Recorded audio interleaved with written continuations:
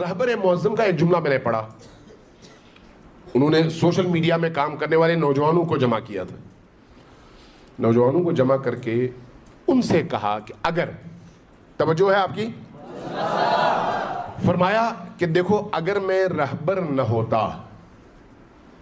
अगर मैं रहबर न होता तो मैं सोशल मीडिया की एक टीम बनाता और उस टीम की सरबराही अपने हाथ में लेता और सोशल मीडिया के जरिए से दीन की हकीकी रूह की तर्जुमानी भी करता और लोगों के जहन बनाने में इसको भरपूर तौर पर यूज भी करता। लेकिन अब मैं जिस मकाम पर हूं मेरे पास उसके लिए टाइम नहीं है, तुम लोग ये काम करो। एक और जगह उन्होंने फिर इससे मुशाबह एक और जुमला कहा। फरमाया कि मेरी निगाह में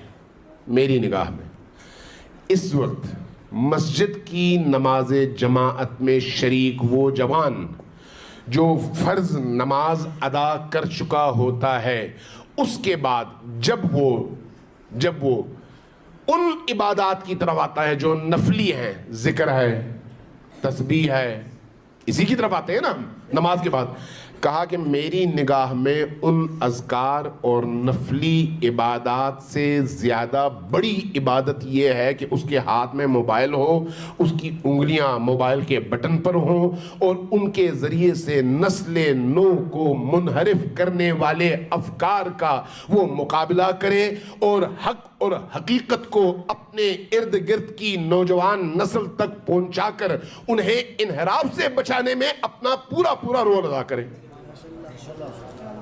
क्यों? इसलिए कि जो शख्स मस्जिद में बैठकर अल्लाह अल्लाह करता है वो सिर्फ अपने आप को बचाने की कोशिश करता है, जबकि ये काम वो जहादी मैदान है जिसके जरिए से आप अपने इर्द गिर्द की मौजूद नस्ल को बचाते हैं। बहुत बड़ा जहाद है। लेकिन ये कब होगा? जब खुद आपका शऊर उस लेवल का हो, जब आप उस लेवल के खुद अहले शऊर न हो तो फितने की पहचान कैसे होगी? जब फितने की पहचान नहीं होगी तो आप खैर समझकर शर की तरवीज करेंगे, सच समझकर झूठ की तरवीज करेंगे,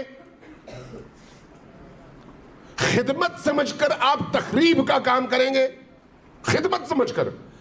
और मैंने इस अरसे में ऐसे वाकयात देखे हैं, सोचता रहा कि भाई इनहराफ की इससे बड़ी और क्या सूरत हो सकती है कि दुश्मन ये काम करता है शऊर के साथ कि मैं इन मुसलमानों को, इन विलायत के नजरिए के हामिल लोगों को नुकसान पहुंचाऊं, और दोस्त फायदा पहुंचाने की नीयत से वही काम कर रहा है जो दुश्मन करता है।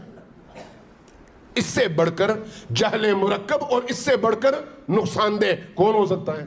वजह क्या है? शऊर का ना होना। वजह क्या है? इदराक का ना होना।